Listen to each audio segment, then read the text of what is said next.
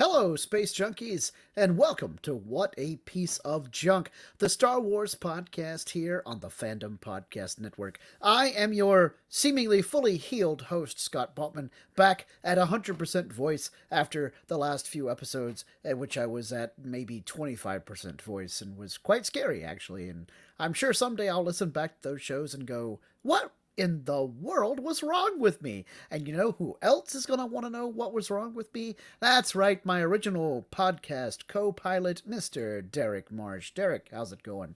Good. Glad to have you back. It sounds like mostly back to normal. I mean, Yeah.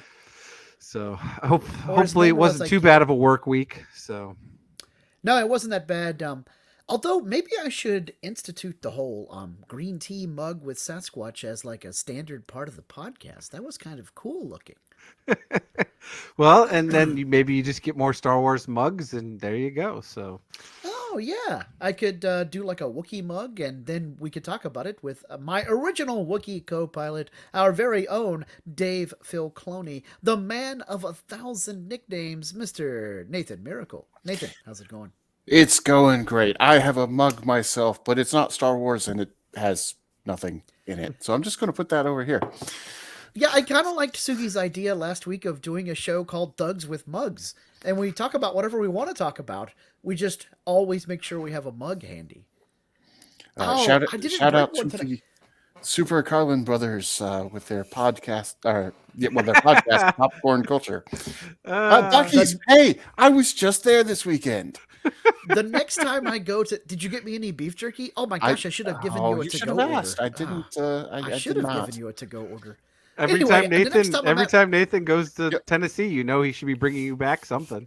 Next October, next- not next next time- October, but October This coming 21st. October. Yeah. Yeah. The next Ne- time next I'm at month. Buc-ee's, I'm gonna get one of their coffee mugs instead of the travel cup, and then I can use a Buc-ee's mug on Thugs with Mugs. We're doing Thugs with Mugs, you guys. That's just such a great title. But very good. I have mug. Yes. Well, I always have my Well, what a piece of junk mugs, so I'm good. Yeah. Well, speaking of great titles, tonight, this episode of the podcast is about the appropriately titled Part 4 of Ahsoka, Fallen Jedi, which, as always with a Dave Filoni production, the title can have so many different meanings based on what happened in Part 4, which I think is probably gonna end up being my next two favorite episode of the whole season. I I'm can predicting count that at now. least 4 meanings Yeah. off Yeah, the top it's of my head. pretty deep there. So we can we can 5 jump if you right want into to it. count Ahsoka twice, which I think you arguably could. Yeah. Because All right, so let's just Because she She's- literally she- falls. she Yeah, she she literally literally falls, falls. and she used to be a Jedi. yeah. Yeah, it depends though of what you want to classify fallen though. So Right. Yeah. Okay, well here we go, guys. As always, if you have not seen episode 4 of Ahsoka, do not listen to this podcast. I could, actually push the button. I should use all these sound effects that Kyle worked so hard to make for us. Here it is.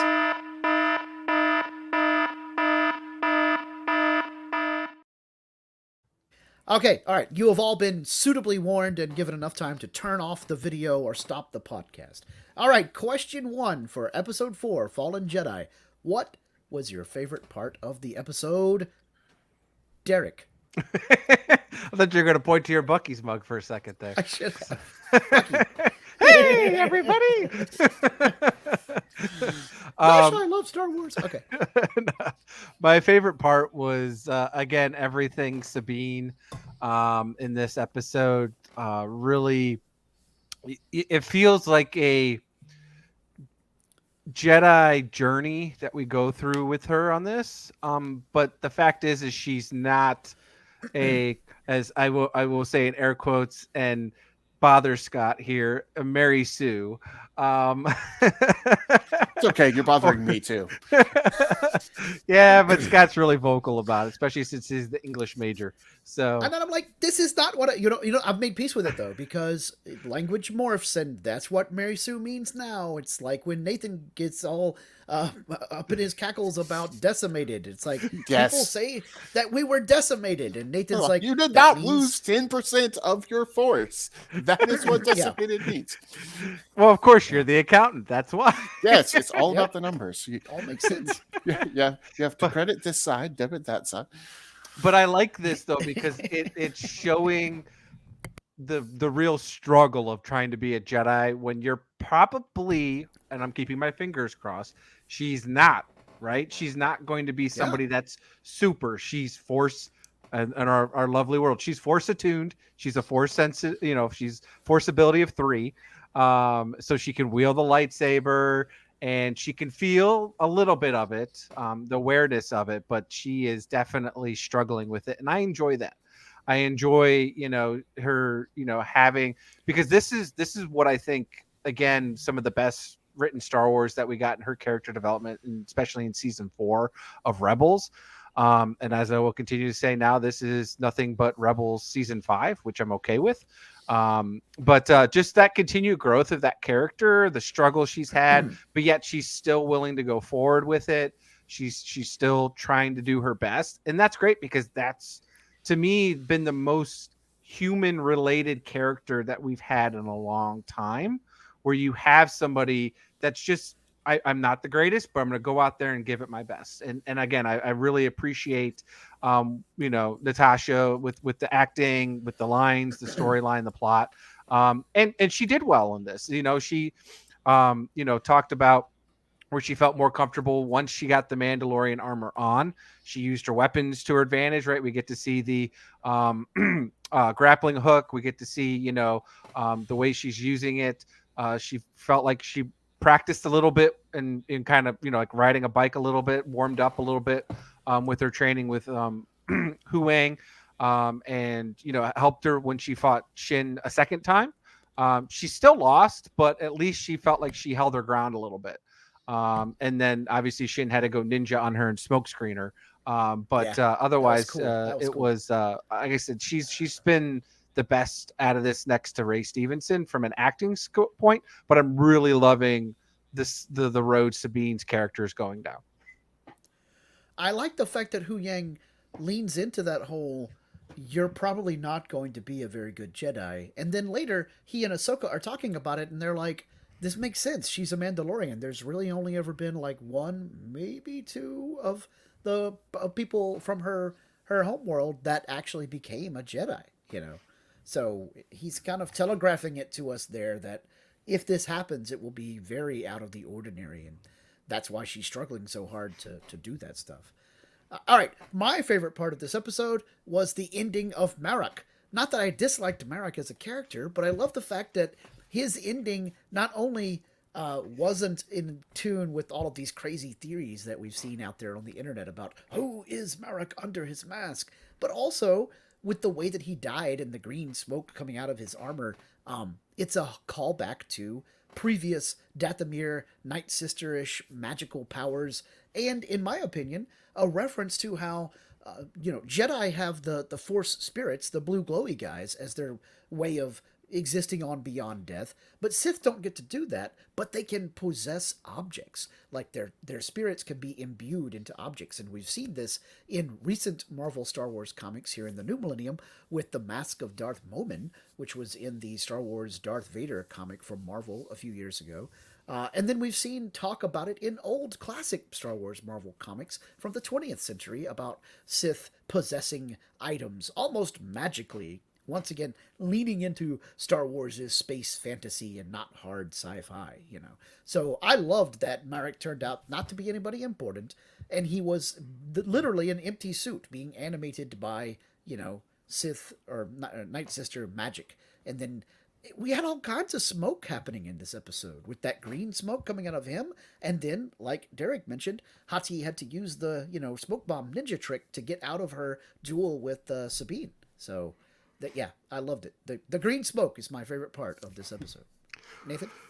Well, you kind of sort of stole mine. I was going to say the duel between Ahsoka and Marek was my favorite, but for a different reason. I love the fact that it was a quick one-strike duel. And that's really how these types of duels would take place. Nothing against the Duel of the Fates and the Phantom Menace and all the other great duels we've seen that rage all across the scenery. But let's be honest, a real lightsaber duel would be one strike, one kill. And And you know, that, they sort of hinted at how important that was in this episode, because after she had, dispatched Marek, when Ahsoka goes to face with Balin, there's a whole lot of adjusting for stance before we actually strike. Like how samurai really fight. yeah, and that duel reminded me of the Obi-Wan duel against Maul, where it was adjust, adjust, adjust. Okay, now I faked you out, and boom, you're dead. Yeah. The quickest lightsaber duel to date so far. But since you already talked about Marek a little bit, I'm going to go with the duel between Ahsoka and Balin, because I love the fact that this is a duel where the two sides don't have the same objective. It's not, I'm trying to kill my opponent or disable my opponent. Ahsoka is trying to get to the map. Balin is trying to defend the map. They're not necessarily trying to kill each other. Right. If they do, that can help them in their overall goal. But it was neat to see Ahsoka, and eventually Ahsoka like throws away the idea of attacking Balin directly, and she's just going after the map. And Balin clearly isn't trying to kill her either. He's just making sure she can't get to the map. So that was a cool play. Earlier this season, Balin basically told Elspeth, I'm not really keen on killing Ahsoka, because it would be a shame for her to die, because there's so few people left that have the knowledge that she has about the Force. Yeah, he said he's not a Jedi. He's clearly not a Sith. I think he is dark side, but I think, Derrick, you may have mentioned this on Friday. He's a bit more like Dooku, where, yeah, he's fallen. He is a fallen Jedi. That's another use of the title. That's another one. But he's not completely given over to the dark side. He'll tap into it when he needs to, obviously, Right. And he's not afraid to do something that a typical Jedi person by code wouldn't do. Yeah, but he's not killing for killing's sake. Yeah. Which to me makes a more interesting villain than one that's just, oh yeah, I'm going to kill you because you're standing there and I have to do something evil so that you know I'm the bad guy. Yeah. Well, and I was going to go back to Scott's original point, though, just because of the whole, which we talked about the previous week, about how Marek is nothing going to be but a ploy, because that's what Filoni does. Everybody wants to come up with it. And no, it's just a sidebar character, which makes sense now if you think a little bit more, because Balin never really recognizes Marek, right? He's always talking to Shin, and he's kind of just this lapdog. So he's kind of like, to your point, he is just a Sith spirit or, Dathomir magic, witch magic. And he's just like, okay, that's there. Right. And that's fine. And he's already talked about how, she does that witch magic stuff. Like, it's not really using the Force. Yeah. So he kind of looks down on the witchcraft. So it makes sense that he's looking down on Marek too. And it's not always obvious the first time through, but once you know, and you go back and watch his interactions with Marek, yeah, absolutely. He's very dismissive of Marek. He treats him almost like another tool or another piece of equipment. Like a dog. Like it's there to there, right? It's just, hey, it can help us win or whatever, right? Obviously, it's a Sith spirit or whatever that was decent enough to hold its own at one point against Ahsoka, right? When they were on Corellia. But then really when Ahsoka, I think when she really wasn't trying to destroy him, which again shows you, right? Ahsoka is still not, she still honors the ways of the Jedi, right? She's not that fallen. But so, it's kind of like, okay. So, but I'm curious, like, whose spirit it was, right? Was it a Jedi that was really good and they just, was able to, Elsbeth was able to harness that spirit somehow, or was it a previous Sith, right? So curious, or just a previous night brother or night sister. Possibly, yeah. Yeah. So, Could have been. someone like Savage Opress, not Savage himself, because we saw Or how Darth he Maul. died. Mhm. Yeah. So, but anyways, but then that also brings back to what they need to do, especially since Halloween's coming up. They need to bring a Luke Skywalker where Dathomir Witch Sister brings the hand back from Luke Skywalker, and we have like a thing going around, and it's a Halloween episode, you know. Oh, That's how Maz Kanata gets the lightsaber. I could see them doing that in the Lego Star Wars. Well, we got Yes, the monkey paws but already it's- too, but it was the Wookiee paw. But yeah. It's the yellow. That would be great. I would love that. On Lego Star Wars, that would be really hilarious. So, Okay, anyways. all right. So, question numero dos: what was your least favorite part of the episode, Nathan? All right, now I know I just talked about the great jewels that Ahsoka had, but the stance where she's holding the lightsaber over her head and back behind her. I've never liked that stance. It just seems to leave you so open. And she's not the first person to do this in Star Wars. In fact, I believe Obi-Wan and Anakin used that stance on Mustafar. And I think at one point, Count Dooku did that on Geonosis. Yeah, it's just... Hey, but if Dooku can do it though, then it's got to be yeah. a legit stance, even though you might not like it, Nathan. Yeah. It doesn't mean I have to like it. I would not use that stance. I would not suggest anybody else use that stance. If I were directing the choreography here, then there's been some major mix-up in the universe. And also, I would tell them don't use that stance. I'd be calling Lee and being like, "Hey, help me out, bro." I will laugh if Lee comes on and says, "No, that's a legit stance. That's actually." Oh, he probably will. Lee, Yeah.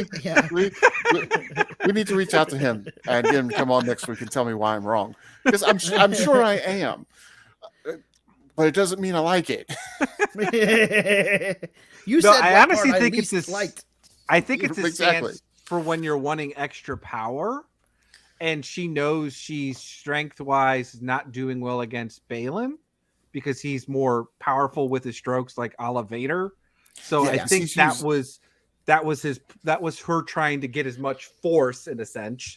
Yeah, Motion. he's using that lightsaber like a greatsword. Yeah. Yes. The two-handed, like it's hugely heavy. Yeah. It almost makes me wish that he had the cross guard like Anakin, or not Anakin, like Kylo does. Yeah. So if he just right. would, maybe if he lives 10 more years, I don't know if he dies at the end of the season or not, but real close. Yeah. I kinda, Regardless, unfortunately. I hope that he does, but only because of the situation with the actor. Yeah. I want him to go out in a very tying up loose Restored, ends way. like maybe he's the fallen Jedi and restores himself before Yes, he and dies. oftentimes in Star Wars, redemption becomes death, and I can see that happening. But I'd like closure. That's the word I'm looking for. I'd like closure for the character, since we won't be able to have him back through the actor. Other than deep fakes. So Yeah, it wouldn't. I'm with you. I'm with you. We'll talk about that a little bit later in this episode. It wouldn't be the same. Yeah.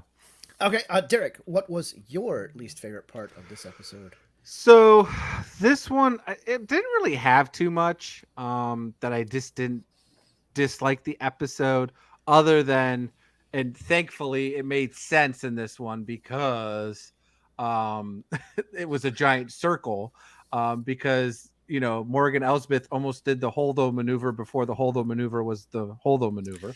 So I think shows why the Holdo maneuver isn't a tactically sound thing, because if it was, then the ring would have been destroyed, not the X-wings. Yeah. But anyways, but what was so weird was just the point of like how they were trying to like launch, and like you see the Ghost and the X-wings come in, and like they're not that far, but yet it takes them like 20 years before they get there. It was the slowest approach ever. I mean, I'm like, this is a Dragon Ball Z blowing up Namek episode. Oh my god. Like how long are we gonna get here, right? And then they finally zoom off and all that stuff. And of course, we had to have a couple of X-wings blow up too. I mean, obviously, that was a great thing about this episode was seeing Hera and Jace in the Ghost with Chopper. With a picture of Kanan, by the way. I don't know if y'all Yeah. noticed that. Yeah, that there cool. was some posts online about that, which is pretty cool. And some people are saying it even looks like Freddie Prinze Jr. On the photo. Yeah, So, I couldn't tell, but I'm hoping it is. yeah. I'd accept that. Yeah. Yeah. So anyways, it's that was pretty cool too. But speaking of X-Wing, so about the only thing and Nathan and I got into this on the chat for the Space Junkie listeners right now. And it's not to say I'm one way or another, but I see the logic to some degree where I feel like with all the things that we've been going on with all these universes tied together right now, right? Mandoverse, Bobaverse, Ahsoka verse, Rebel verse, whatever you want to call it, right? Everything that's tied in right now. I don't know if I forgot something. So, anyways, there's enough Imperial activity. Like there's got to be enough where, I mean, the fact is the Rebels were literally, doing Moff Gideon, and they. He escapes because this is supposed to take place right after this happens, right? Now, obviously, Moff Gideon dies, but if nobody knows about this from the Rebel side, like they would still wonder, like, oh, crud, Moff Gideon's out there, right? They'd have to realize at that point because it's not like Moff Gideon is found dead, right? But yet we had it in the previous conversation where we have the Senate still unaware of this stuff. Now, you can tell me all you want, like, well, the Rebels are going to have their own, ISB and they're not going to tell the Senate, blah, blah, blah. But I feel like Mon Mothma would know enough where she could tell them. But really what comes on is then all this stuff that, like, again, not giving the resources to Hera. Hera has to go typical general or commander style female character and rebel and go off in the Ghost and, disobey orders. It's like, she's the general. Like, I don't even understand, like, okay, whatever. If we're going to have Admiral Holdo on the home one, I guess, or Akbar, like Akbar would have been all for it. If he was on home one, he'd have been like, heck yeah, let's go do it. Right. Like, I don't understand why is there this political conflict pool. And it's like, it just shows me overall that's like, well, yeah, we know the Senate's weak. We know they're going to crumble because the First Order, blah, blah, blah. But it irks me because you would think they would have learned from the past, considering all of them were at the time of the Grand Republic. Then the Empire took over. Then the Empire fell at this point. You'd think at some point somebody would realize, hey, maybe we should go try to, anyways. I'm guessing that they know Moff Gideon died by this point because the Mandalorians would have told them. They would have told people back on Navarro, and it would have gotten back to the Republic. And I think that R5, I think R5 was there enough that he could report in, and So there you go. At It's that too point, much then bureaucracy. That's the if you problem. know that, and you know there's Imperial activity, why wouldn't you go out and especially when you have somebody who's legit telling you? It's not like Ahsoka is a nobody. You know what I'm saying? But Ahsoka's not the one who told them anything. Here's the answer to your question, Derrick. Ahsoka told Hera about Corellia. And because she was there with Hera. They were both together there in Corellia. So the fact that you have Hera and Ahsoka telling the Rebels about this situation, like they're just like me. Well, but go ahead, Scott. Here is a real world example as to the answer to your question. The people in charge are so tired of war they've lost their spirit to fight. It's the same way that Germany was able to rebuild after World War I and have the biggest army in the whole world at the beginning of World War II, even though the Germans lost in World War I. And were specifically told they weren't allowed to have an army. Yeah, and even though people like Neville Chamberlain in Great Britain knew that they were building more weapons, they just didn't want to have to go through another war so soon. So they looked the other way, cut deals, tried to, find diplomatic solutions. When there were plenty of people, a la Hera, saying, like General Pershing, etc., saying we really ought to go, put them down because this is going to be a problem. And what do you know? It became a problem. Yeah, but I also look at real life situation because the whole weapons of mass destruction, right? And the way our political party goes, like if anybody cries wolf, today's world, they would have no problem going off and sending some kind of recon. I'm not saying they have to go full-fledged war, but there's no sense to me that they wouldn't have given the Hera the okay to say, okay, take a small X-Wing squad. It's not like I'm literally, in the way, we were joking about how long it took them to finally reach the ring before the ring, the whatever The hyperspace starship, the took off. But it's not like hyperspace takes them forever anymore. I mean, come on, it takes them a couple of hours. Oh, I got a couple of hours. I'm a couple of hours back. Like that would have made anything. Like that's the thing, right? Like it's not like it's sucking up resources or anything for somebody to go. And then it's not also, like they go there and then don't come back. They just, let's go find out. But this is also planting the seeds for the Resistance to be a thing that's separate from the New Republic. I get that. I know, but I'm just saying, but it's silly to some degree because, and like I said, I'm not saying either you are wrong either, because I can definitely see that 100%. But to me, it's like, you would think that, and again, this is why I think there's more Imperial sympathists in the Senate. Yes, I agree with that. Right? Yeah, there probably are several, but I think there's more and more that shows you that, like, well, if they come back, who cares? We're still going to be in power, like most politicians, right? Doesn't matter, Democratic or Republican, whoever's in charge. I'm still holding office based off my, my state / my planet. Right. So I think the Republic knows that Gideon was killed. I think the Mandalorians would have told them that. I think Ahsoka's not reported anything to the Republic. She's been chasing after Thrawn for a long time. I don't know that she cares about the Republic. So I think Hera's the only one who's actually reported, hey, we really think Thrawn is back. And we saw them dismiss her. So I think that's where they're at. Possibly. I'm just saying, but it's not like Ahsoka and Hera weren't together there. You know what I'm saying? Yeah. But even if they were, they'd have the same concerns about Ahsoka. You care about Ezra personally, and you want to devote Republic resources to chasing after Ezra. We don't believe that you really believe that Thrawn's there. Or worse, there's some senator that remembers, like Derrick said, they were there during the Grand Republic. There's some senator that remembers Ahsoka, and he's like, aren't you the crazy ex-Jedi who bombed the temple to do blah, blah, And also apprenticed to Darth Vader? Yeah. And I guess that's fine, but Ahsoka was also Rebel Fulcrum. So it's not like she didn't have a hand in being a rebel. You know what I'm saying?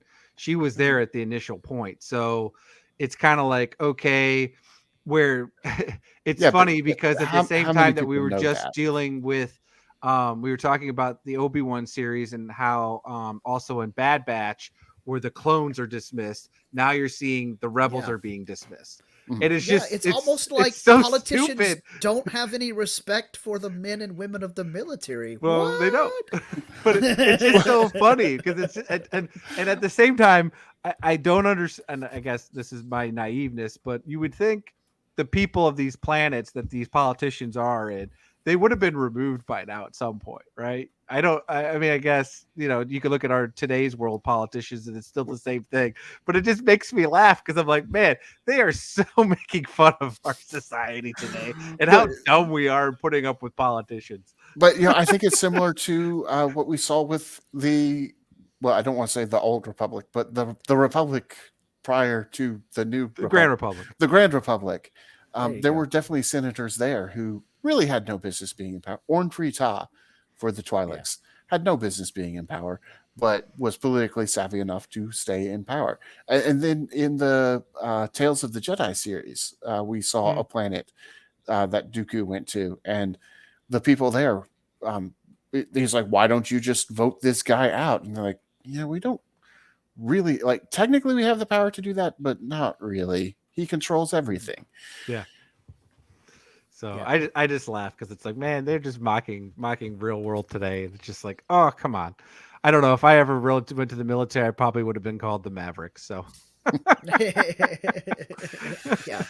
Anyway. Okay, so my least favorite part of this episode, we kind of already beat this horse to death, but I also did not like the stuff going on with Hera and the X-Wing crew.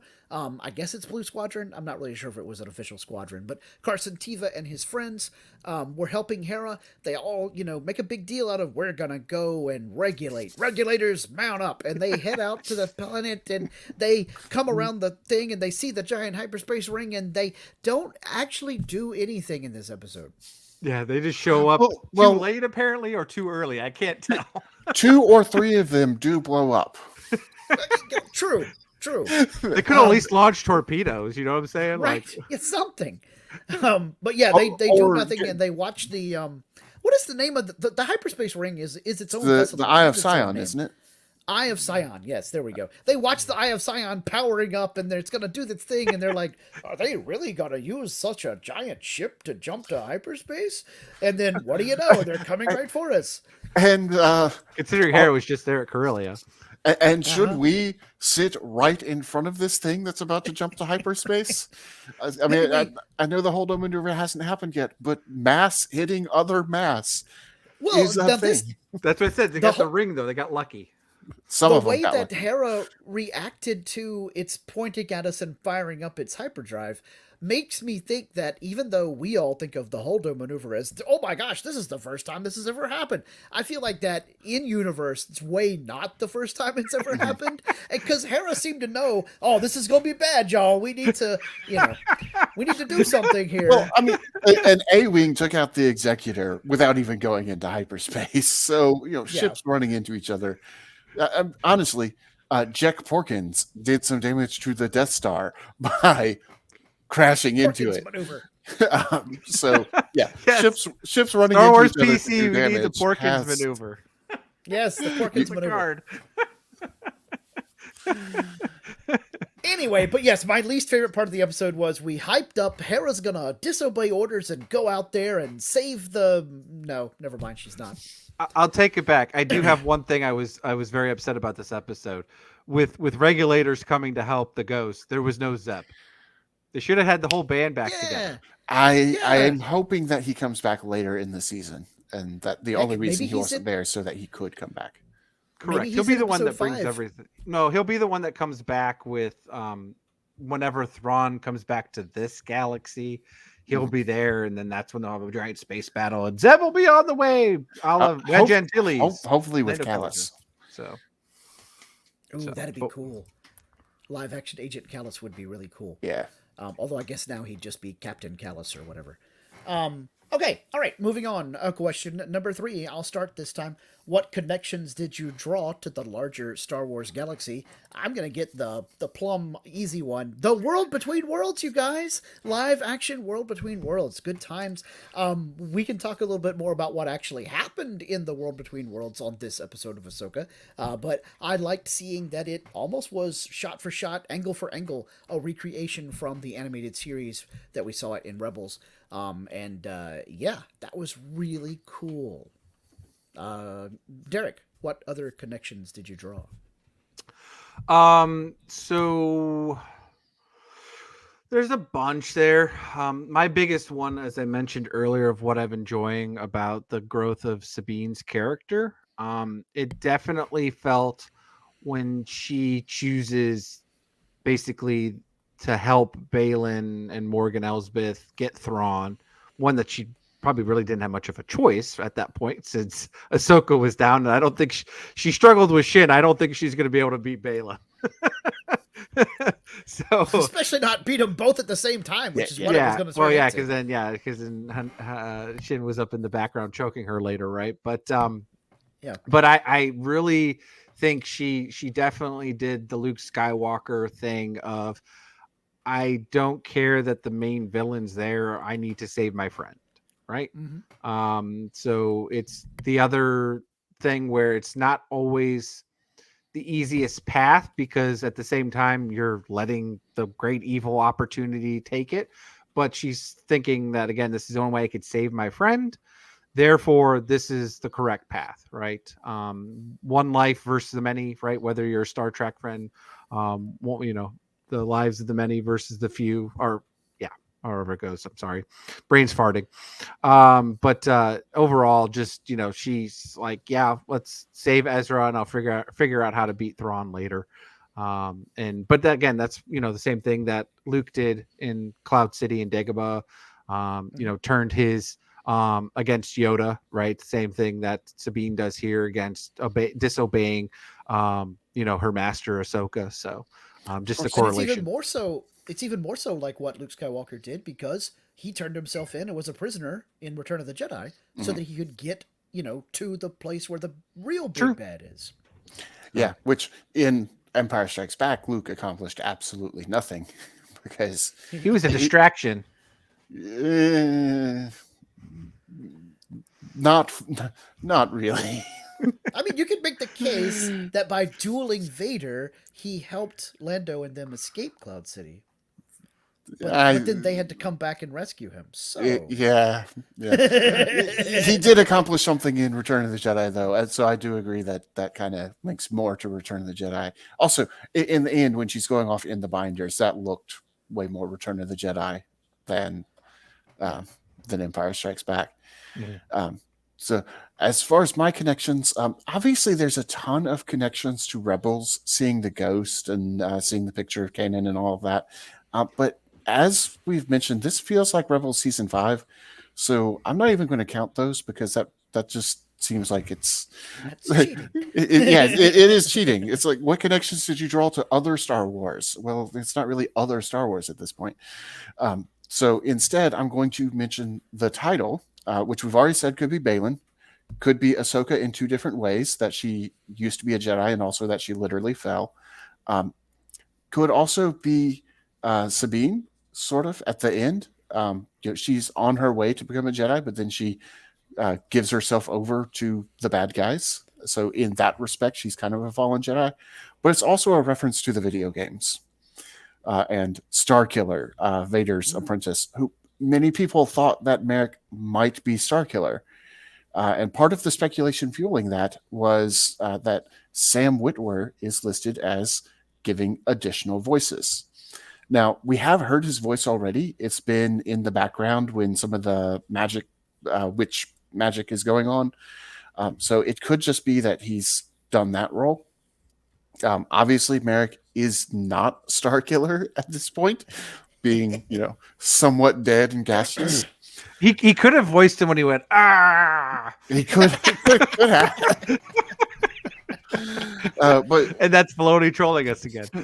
But yeah, so that's kind of my connection. Fallen Jedi as the title is a bit of a troll of, oh, you think this guy might be Starkiller because we listed Starkiller's voice actor in here? No. Also, one more Fallen Jedi possibility. We saw Anakin Skywalker in this episode. The poster boy of Fallen Jedi. So that's 6. Yeah. All right. Speaking of Jedi that are fallen, question number 4. Do we think Baylan has another motive for bringing Thrawn back? So, Derrick, this was your question. So elaborate. When you say another motive, what's his first motive? Well, obviously his first motive is he wants to bring Thrawn back so there can be destruction, so then they can rebuild society or the galaxy or whatever. So, but who rebuilds it, you say? So, whether there is a tie to some other evil that we don't know about, maybe, and that's what'll help connect the current Star Wars universe into one big baddie a la Thanos. I don't know. But that could be it. Could be not. Maybe he's just, I need to bring Thrawn back so I can, they can bring down destruction because I don't like the Senate because their politics don't work for me. Maybe, I don't know. So, but yeah, no, I just think there's obviously something else to this. What is a mystery, but I'm with Nathan that hopefully Baylan's story does get wrapped up. But again, I don't know what we'll see in the next 4 episodes. So, but yeah, that's where I think that there is another motive out there, and I think it is something to do with, like I said, a bigger baddie. The tie-in, not the Emperor, but somebody else. Nathan. So I think there's a bunch of possibilities here. One possibility is that Balin may feel like the Force originates in this other galaxy, that it was brought here by the Purgil, and perhaps Ooh. then it is more powerful in this other galaxy. So he does mention that he's seeking power, and he kind of implies that it's power through bringing Thrawn back, but it may simply be power of him going to this other galaxy and accumulating Force power there. I also think that Balin is our Joruus Saboth or Kaboth. I always pronounce it Kaboth, but it's printed on the page, so I was never quite sure.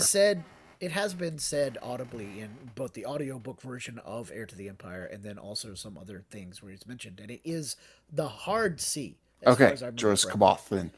Yeah. I think he is the Joruus Kaboth corollary, so I think he might go insane. I don't know that that's his goal, but but he might go insane and try to kill Thrawn. Of course, Rook is already out of the picture, and that's normally who kills Thrawn. So, Yeah.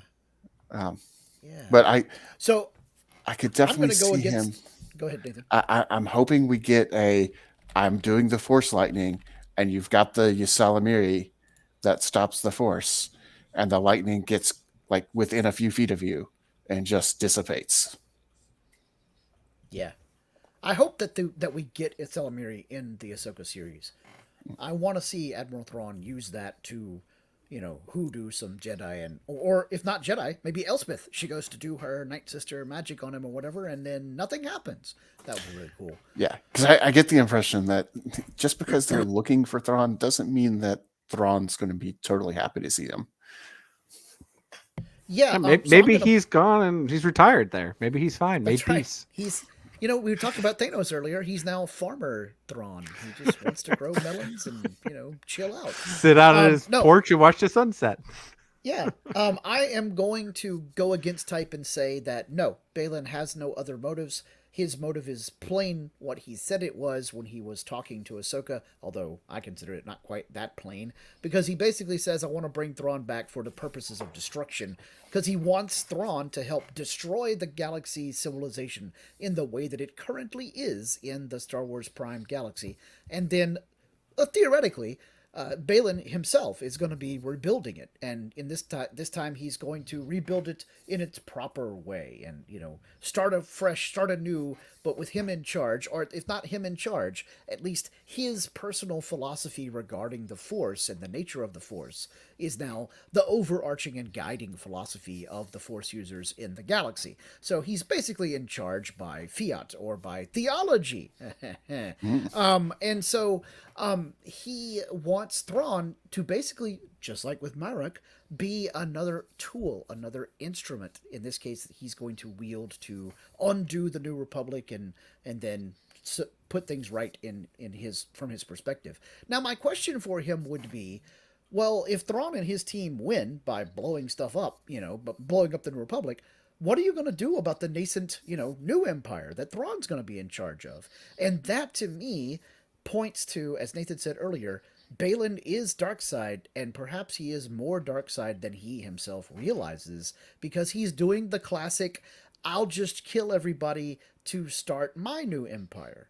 And he's not thinking about it in those terms, but sort of like with, not to beleaguer the Thanos analogy, but when Thanos was all, at first, I'm not doing this to form an empire. I'm not doing this for selfish reasons. I want the universe to be balanced. And that's what he kept telling himself in the beginning of the Infinity Saga. But then at the end game, we find that he says, fine, I can tell now that destroying half of you isn't going to work.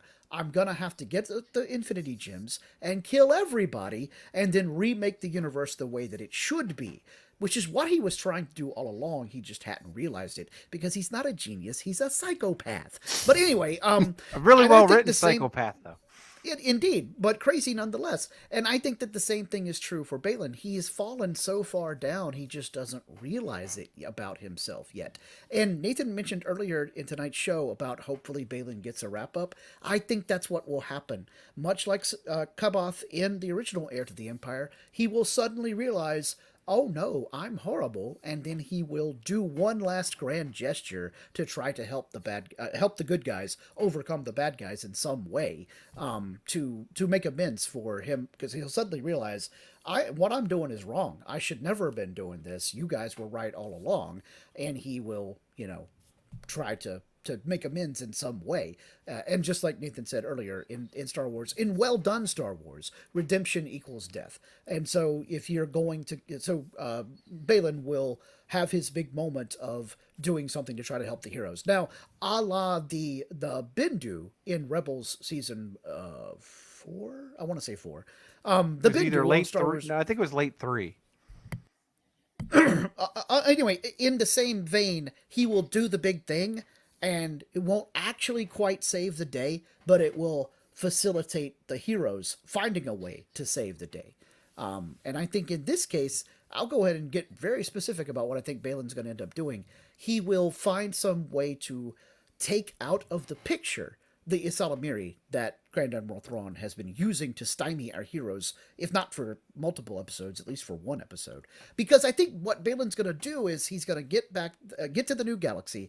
He's going to find out what the deal is with Thrawn, and he's going to think everything is proceeding as I have foreseen.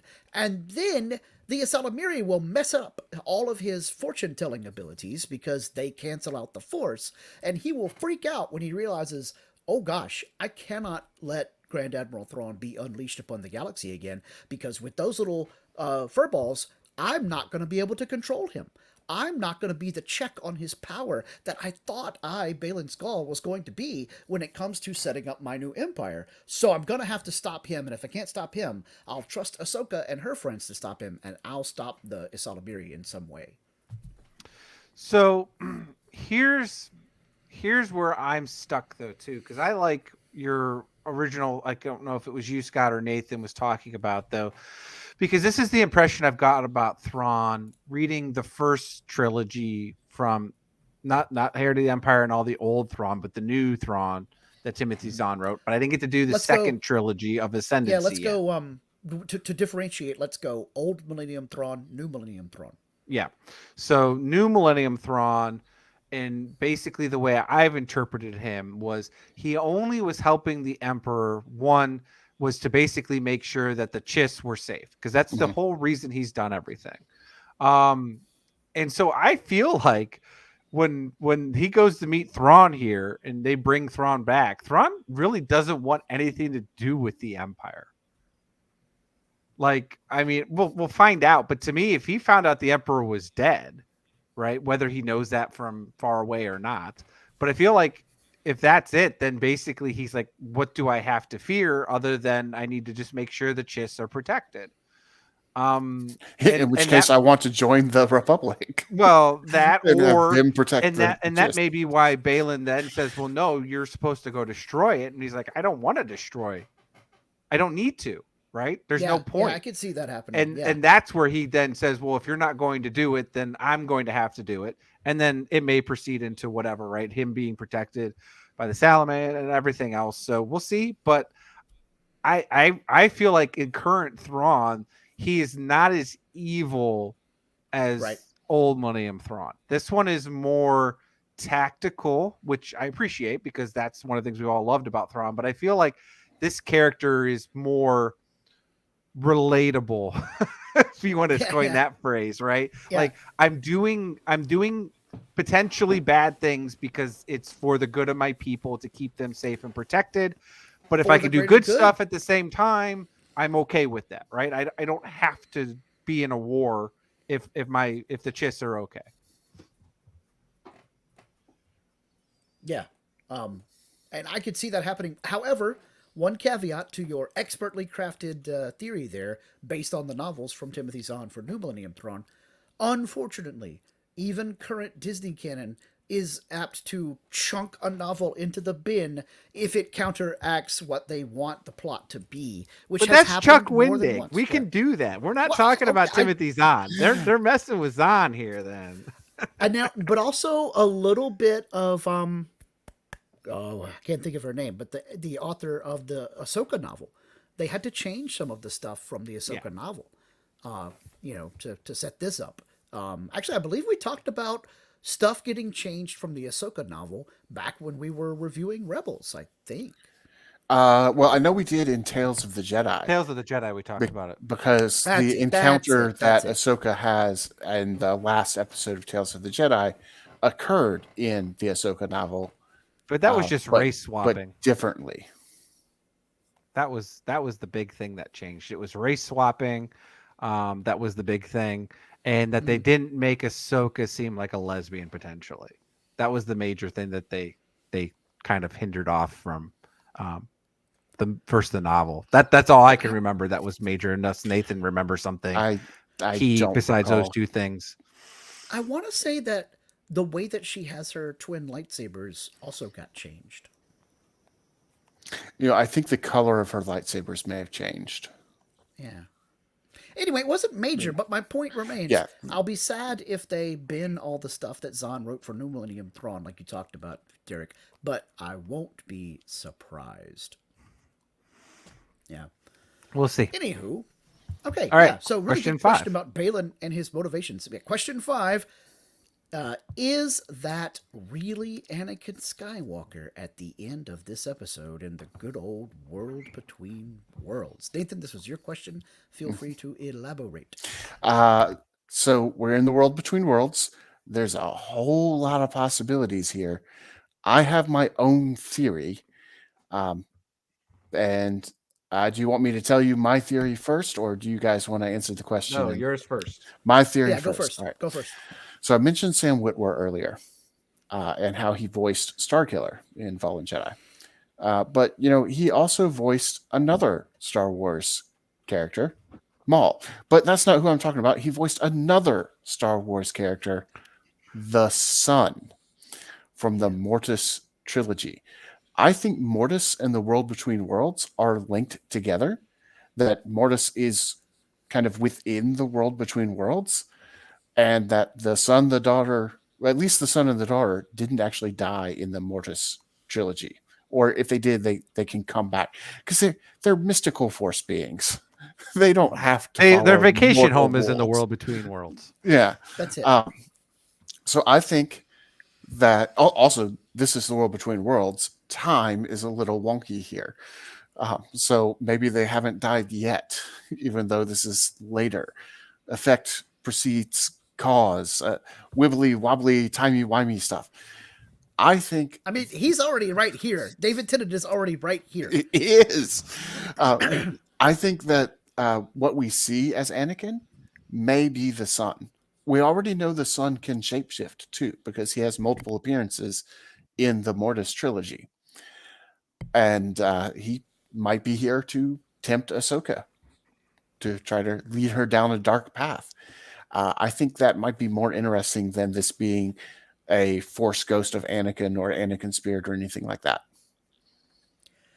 That's a pretty cool theory. I've been racking my brain as to how Anakin, like if we just take it on face value, okay, there's Anakin Skywalker. He's in the world between worlds in much the same way that Ezra Bridger and Ahsoka Tano have been in the world between worlds before. But then I'm like, but how is this possible? Because we already know that Anakin dies as, you know, redeemed from being Darth Vader in Return of the Jedi. But heretofore, there's been no mention of him having visited the world between worlds in his past. The weirder part about it all is, if you look at Anakin's face in this episode of Ahsoka, he doesn't have his scar. So it's from a different point in his life from before, you know, it's from before he got that scar. If it's really Anakin Skywalker, like, you know, standing there a la the same way that Ezra did. Like if Anakin found some kind of portal and walked through the wall like Ezra did in Star Wars Rebels. Or if someone that was in the world between worlds grabbed him through a portal and pulled him in like Ezra did for Ahsoka when she was physically present there. It's really hard to understand, and I sure hope that by episode 5 of Ahsoka, we know what the heck is going on. Because I was trying to figure out, okay, maybe this works like the Nexus in Star Trek. And if you've ever been in the world between worlds, there's an echo or a piece of you that you leave behind. And then that would mean that Anakin was there at some point, and then this is the part of him that was left behind. But again, that necessitates Anakin having physically entered the world between worlds at some point. And I'm just not sure that he ever has. And I don't think it's Force Ghost Anakin because A, he's not all blue and glowy, which I don't think even Dave would troll us enough to be all like, but Force Ghosts can look different. Although Yoda wasn't super glowy in The Last Jedi when he appeared as a Force spirit, but he was enough that we could tell he was a Force spirit. Plus, we And know then he was also- dead anyways. So. Yes, and then also in Well, episode... you could still see through him, even though Yeah. he wasn't as glowy. And then in episode 9, The Rise of Skywalker, when Master Luke appears, he is very much blue glowy, And then, of course, in the Obi-Wan Kenobi television series, Qui-Gon Jinn appears as a Force ghost. So I don't think Dave would troll us enough to make Anakin look so substantial, and they'd be all like, it was just a Force spirit, you guys. Yeah, I have no idea what's happening, but one thing I feel confident about is, no, it's not really Anakin. It is an echo of some kind. It is a disguise of some kind. It's, like you said, Nathan, the shape-shifting sun in some way. Something like that. So, no, I'm going to say no, this is not the real Anakin Skywalker. Although he did know enough to call her Snips. So... Which is really weird, given that he doesn't have the scar yet. Because Yeah, that's he also had that weird because- scar really Right. early on. Maybe Lucasfilm screwed up and forgot to animate the scar, and it's gonna be, next week we'll go watch this episode again after we see part 5 to look for clues about stuff that was foreshadowing, and they fixed it, like they removed Blue Jeans guy from that episode of The Mandalorian. All right, Derrick, what do you got? So, I'm with you guys. It could be multiple things, but here's what I will say. So, this is the second time that Ahsoka has been pulled into the world between worlds. She's not the one entering it. She's the one that's being pulled into it, right? So, it could very well happen that this is Anakin a la Ezra just happened to stumble upon it and saves her right before her death, right? He happens to see the vision in the, telephone screen and pulls her through before, right? Because that's the only way we can figure out how he pulls her before. Now, to your point, if it is really Anakin, he would have to be at some point after the Clone War movies when he's having her, and he has to realize that, and this is where he's pulling her in, right?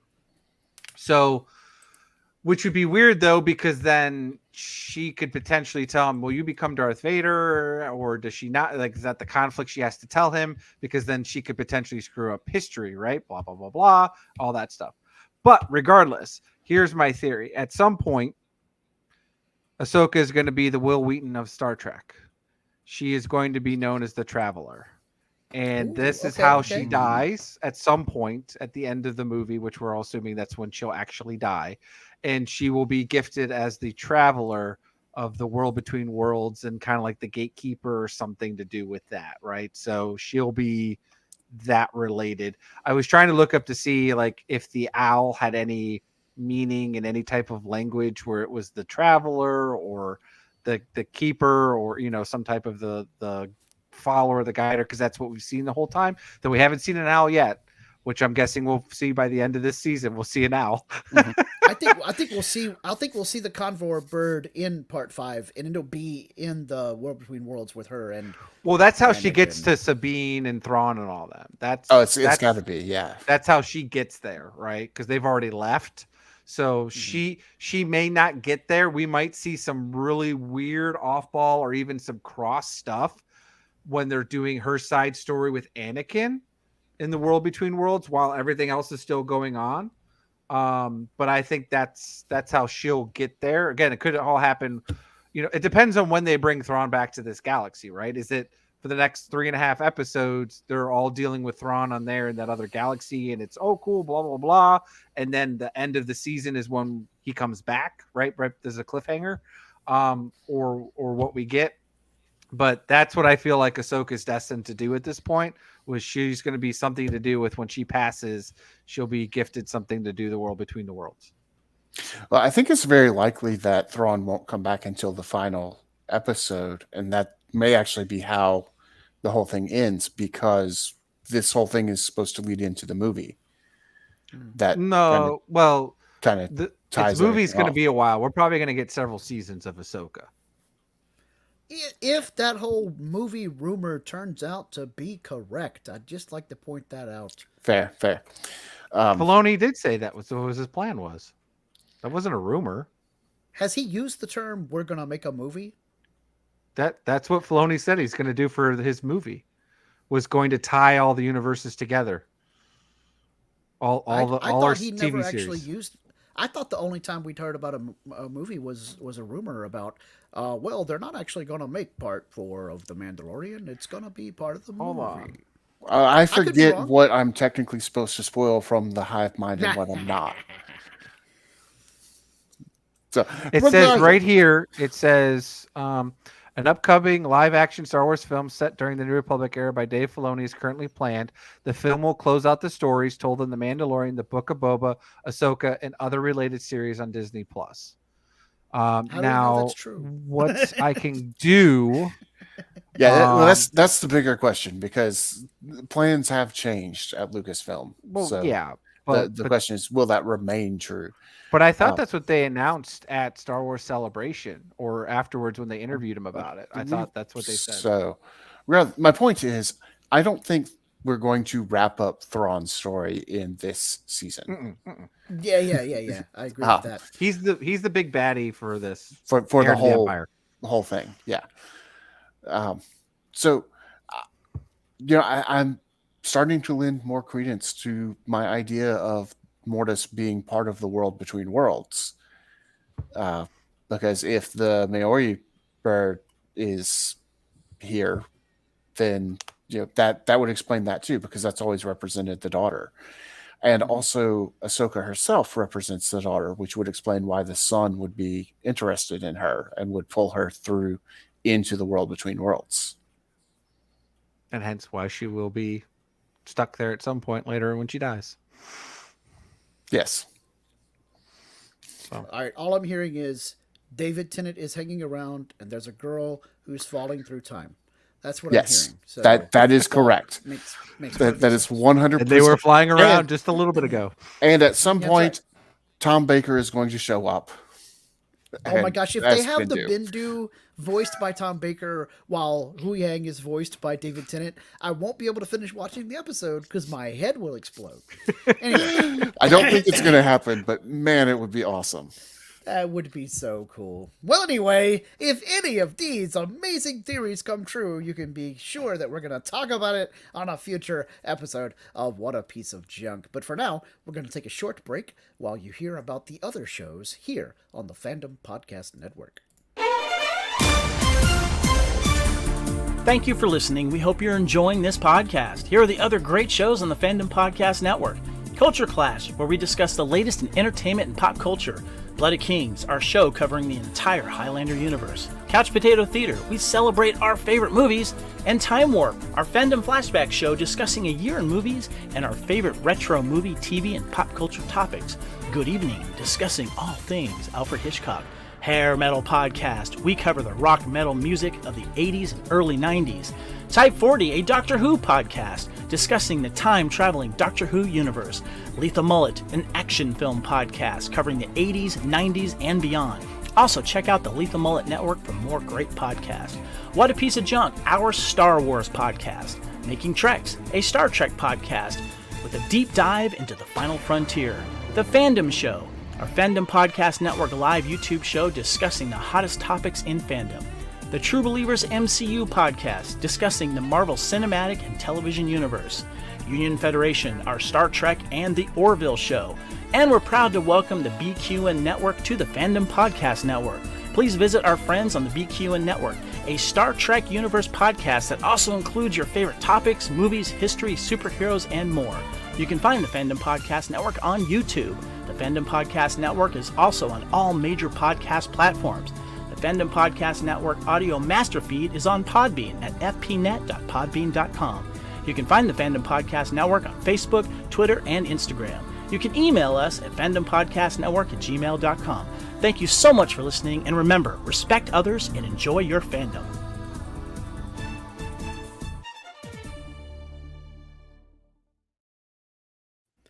All right, thanks very much, Kevin. And so, guys, we got just a little bit of Star Wars news to talk about. More specifically, an article from our friends over at movieweb.com. And the headline is, tantalizingly, Simon Kinberg compares his unmade Star Wars Boba Fett movie with Logan.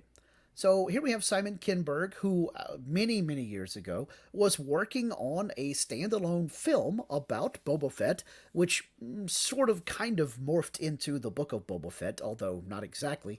And he was talking with Polygon, where he was explaining how these were some of the ideas that he had when he was going to make that Boba Fett film, and he compared it to Hugh Jackman's end of Wolverine's arc, if you will, in the film Logan.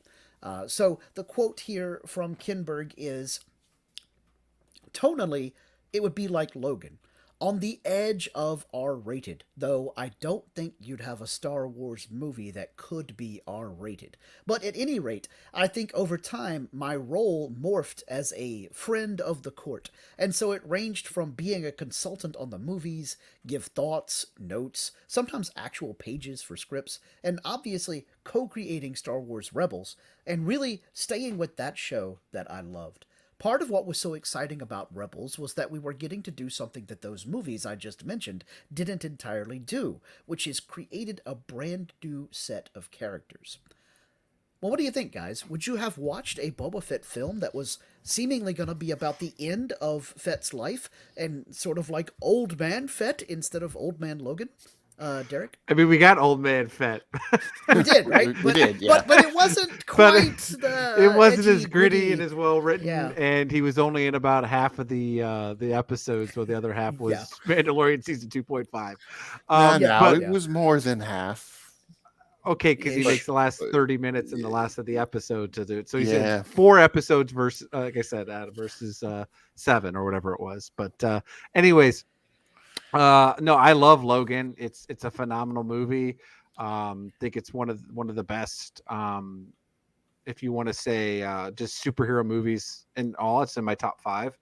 Yeah. So yeah, I mean, I mean, obviously, if this would have came before Logan, it would have been better. If it was after Logan, I would have been like, okay, this is just Logan, but I love Boba Fett. I mean, probably would have been cool, but probably wouldn't have mean as much, right?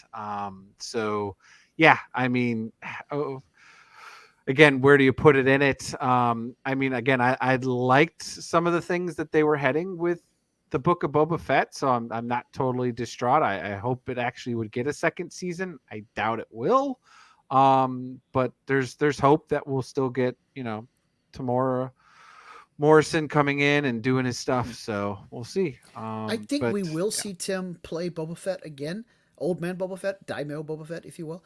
And where we will see that happen is if we get that movie, he will be one of the, the good guy alliance that shows up to help finally stop. Yeah, Thrawn. 2-second cameo like Wedge Antilles.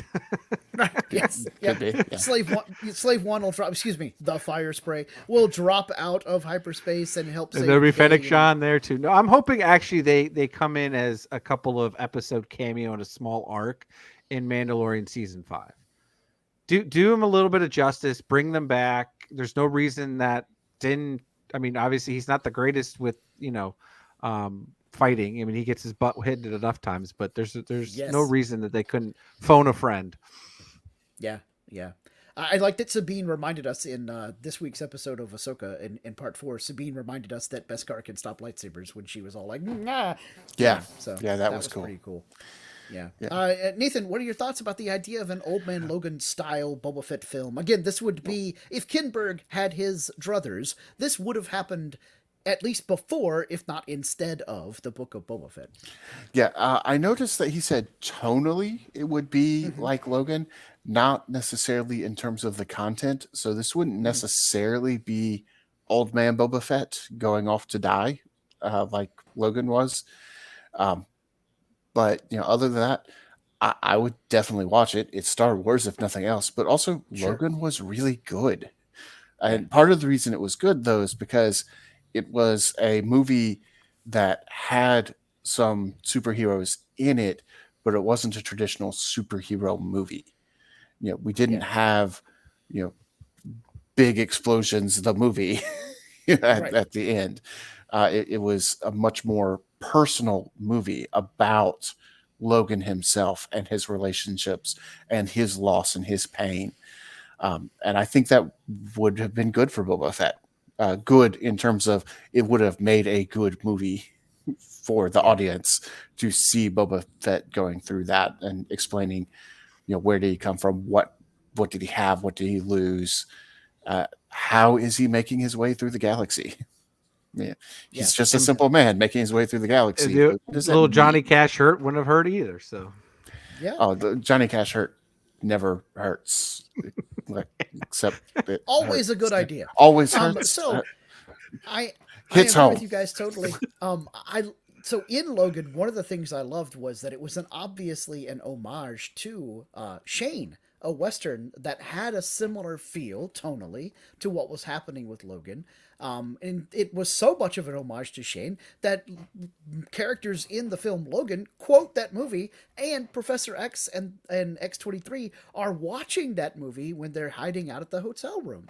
And like Nathan was saying, it was a superhero movie that wasn't done in the usual superhero style. Well, of course, Shane was a Western film that wasn't done in the usual Western style, and it was more about an old retired gunslinger, if you will, that has realized that this is no way to live, which of course is all just a callback to Camelot. If you live by the sword, you die by the sword, talking about how we cannot have a society where might makes right, because that's no way for people to live in a civilization.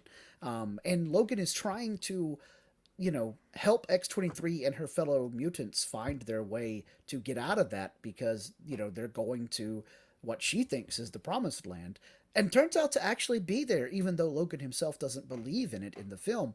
And I think that a Star Wars movie centered on an older Boba Fett dealing with, we can't have a galaxy that is riven with conflict all the time. And he's trying to help prevent another war in some way, or at least rescue this one child in some way, or make this one planet safe as a safe haven for people. That would have been awesome. Excellent tone. I don't need it to be R-rated. I think it would have been fine, as PG-13, or really pushing the envelope, I guess, of that rating. But yeah, I would have watched it, and I think it could have been really good, in keeping with George Lucas's central theme about Star Wars, and that is war makes good men do bad things, and war is bad. As I think about it, X-23 is a clone of Wolverine. So it would be somewhat poetic to have this movie that is tonally similar, but the old man is the clone. Yeah. Although you could now, if we let Kinberg make this. Did we lose? I think old we may man have just Boba Fett.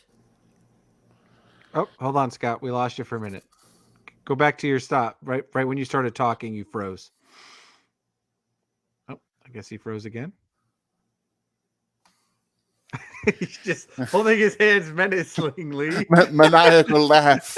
Maniacal laugh. Uh-oh.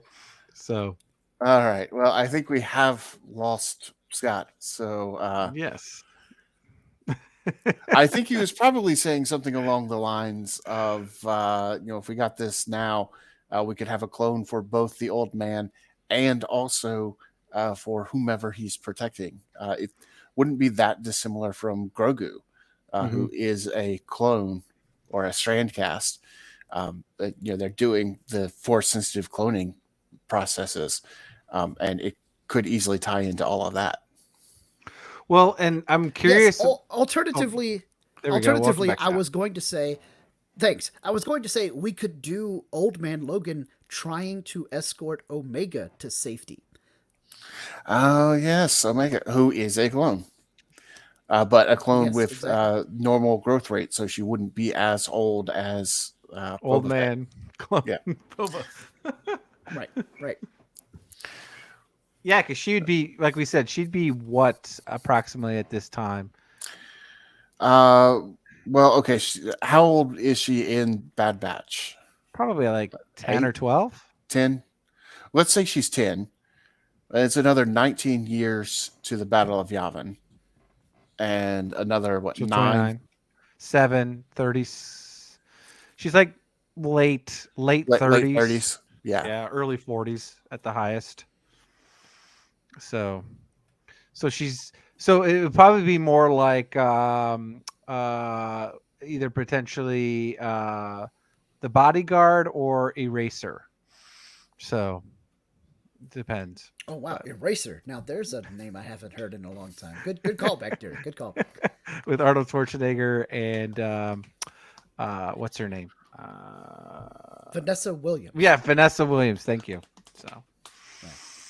I was picturing Well, her. there's but I one couldn't do it. there's one last point in this article, and then we'll go ahead and wrap up because I am definitely losing my internet connection. I think a storm is rolling in. Anyway, Zack Snyder also wanted to make an R-rated Star Wars film, and as we know, that has morphed into what is called Rebel Moon, and will be a movie that comes out on Netflix in December of this year. What do you guys think? Zack Snyder directed R-rated Star Wars. Is that something that you would have been keen to see instead of what we got in the sequel trilogy? Because it was possible at one point. No. Sorry, Zach. I don't really want my Star Wars to actually be R-rated. High PG-13 is okay, but I don't feel quite right about R-rated Star Wars. Well, if it was R-rated like Logan, I concur with Nathan. would that have been fine? Or are you guys thinking R-rated is going to be nothing but cussing and sex? Because do you think if it was done by like same thing Logan was, which was really more just violence and a couple of cuss words, but nothing major. Yeah. Yeah, I do feel really like don't Logan even was want kind of the on the level low end of- of R, but Yeah. But I don't even really want that level of violence in Star Wars. I don't want people having claws, come out the back of their neck and that kind of stuff. Lightsabers. So Yeah, at least they the could all lightsaber turn into cauterizes smoke, the green wound. smoke. They could all be like Merrick. Okay, so. now that I would accept. There you go. Everyone just turns into a smoke. That's how we'll keep it But PG-13. Everybody yeah, I was going to just say smoke that would splatters probably make it everywhere. not R, and then I'd be okay with it. Yeah. Because even Revenge of the Sith was PG-13. Yeah. And really, that was just because it was a couple of blood, a little bit here and there, and then obviously the slaughtering of children. So Yes. Which Yeah. actually happened in the previous. Well, okay. Oh, slaughtering of the Jedi children. Sorry, I was thinking of the Sand People because he did kill the men, the women, and Oh. the children. But not on Yeah, we screen. don't. but, But we don't see that on screen. Yeah. Well, Yeah, not yeah. not that we really see that anyways either, but it was the actual, because sand people aren't real people. That's why they were able to get away with it. Wow, Derrick. Wow. That's That's not Sandist me. of you. That's how Hollywood views it. That's why they were able to get a PG rating. Yeah, sure. Ben, we've talked about this. They're Tuscans, not sand people. I'm sorry. He's from a different generation. Anyways, so. But, Okay, well, all right. Whatever happens with Rebel Moon, we will definitely be talking about it. If not here on our show, we'll talk about it somewhere on the Fandom Podcast Network, which is all that I am right now because my camera is definitely hogging up too much bandwidth. Anyway, but I'm going to turn it on for just a second to do Derrick's favorite part of the show, and that is, of course, what Star Wars shirt are we wearing this week? And for me, I'm looking ahead to the future in Ahsoka with Star Wars Thrawn as my shirt here. And it's really cool. He's all blue and, evil Papa Smurfness. very Derrick, cool. what do you got? Well, I'm still wearing my Sabine hoodie. I never take it off anymore. No, just joking. It just sits behind me, and then when I have the show for this right now, it's when I get to wear it. So, because otherwise it's really too hot to be wearing a hoodie still at this point. But anyways, what I wanted to showcase for the next 5 shows, just as a call out, because I did get to do a recording with a friend, Kyle Mullins, who does some stuff on the YouTubes in regards to Star Wars CCG graded. He usually does a lot of reveals of slabs and stuff like that. And as you guys know, I told you I was sending in some stuff. I got my slabs back. So if you go over to Kyle Mullins' YouTube page, you can watch the reveal there. But I did get them in the mail a couple weeks ago, and I wanted to share. I'll do a few at a time. You'll have to mind the gloss a little bit, and those that are just listening, you'll have to go to the YouTube page. Wink, wink, if you want to see it. But this week, I'm going to have, since we talked a little bit about Rebel Moons, the first one is the reflection foil of Rebel Scout. Luke Skywalker Rebel Scout. From Reflections 3. And the cool custom slab. It's hard to see with the small picture. But yeah, it's got the grade in his glowy lightsaber blade. That's cool. Yeah, and then it's got the things, and there's a little bit more to it. It's got a little bit of the jungle behind it. And of course, if you have... Go ahead. I saw that was 8.0. Is that on a scale of 10? Yes. So yeah, and it breaks down each of the things. It's got the corners, edges, surfaces, and centering. If you see the subgrades, which is one of the reasons I really liked it, besides the custom slab. The other one, though, you can't have one Skywalker without the other. So here's Daughter of Skywalker foil from the Endor set. 7.5. Okay. So, and that's still considered near mint, right? I mean, when you're talking 9s and 10s, that's why they go for so much on the graded market, just because 9 and 10s are super hard to come by. She had some 9s on there too, but the surfacing and corners were a little rough, which was part of the Endor foil set. That was an issue anyways. And the other, because we are talking about Heir to the Empire and Thrawn and all that, I have one more, which was Mara Jade by the Shannon McRandall, who's the actress that did it. Very impressive 8.5. Yeah, and this is the foil ultra rare from the Reflections 2 set. So this is a pretty hard to come by card. Honest, she's a 10. Well, she's absolutely a 10. She's a 10, but she's convinced she has to kill you from the Galactic Emperor. So, anyways, I have 15 cards, so I'll do 3 each time for the next 5 shows, which will be ironically the end of Ahsoka. Oh, that's pretty cool. Yeah. Awesome. All right. Well, Nathan, what do you got for a Star Wars t-shirt this week? Well, I am playing up the Ahsoka and Dave Filoni theme with one of my favorite t-shirts, the Ahsoka Riding the Lothwolf Dave Filoni line art t-shirt that I got from her universe. I love this t-shirt. It feels so nice. It's nice and understated. It's not a blaring thing on the front. So if I wear it out in public, people aren't going, "Oh my gosh!" But at the same time, but maybe they might recognize Ahsoka now. So yeah, well, and if somebody does recognize it, then I know. Okay, this is somebody that I'm interested to talk to. Yeah, totally. Nathan, do you think we've seen a Loth cat in Ahsoka? Will we see Lothwolves, or was that over with because Kanan has already completed his mission? I think that that's Ezra. We might see Lothwolves because of Ezra. I think the Purrgil and the Lothwolves are kind of related in that they're both somehow related to the world between worlds. Lothwolves definitely are. We might see the inscriptions of them. I think is probably more likely than actual Lothwolves, because we could definitely, we've already been to Lothal. We could definitely end up coming out of the world between worlds in Lothal, coming back. And technically, isn't there one on that cave painting that they abstracted when it's with all the rebels? Isn't there a Lothwolf on the corner with the rest of the rebels? Are you talking about the painting that Sabine did that they looked at the beginning of this show, or the one in Rebels that the Imperial guy was excavating? Oh, it's not the same one. I thought that's the one that they plied out that they got was the one they were excavating. I didn't think that was the one that Sabine. I didn't think Sabine painted. Again, I could be wrong. It's been a while since I watched all that. I thought Sabine painted they have the one in the Capitol on Lothal that's like the family portrait of them. Okay, I thought that was the one from the Jedi Temple. I thought Sabine painted that one for them. Yeah, I thought so too. Like she painted that later. That could be. I just, for some reason, I thought that there was the one on the Jedi Temple that had them. There were several Loth Wolves on the Jedi Temple because they start running around. And they actually encircle the Yeah. portal that takes you into the world between worlds. That's why I'm saying that Yeah, they are definitely connected to the world between worlds. One of my favorite parts of that episode is where Hera and Zeb are up on the cliff watching Sabine and Ezra like run around in disguise, and they're looking down at the mosaic, and Hera's like, or maybe the painting just moved. I think I've been looking through these things too long.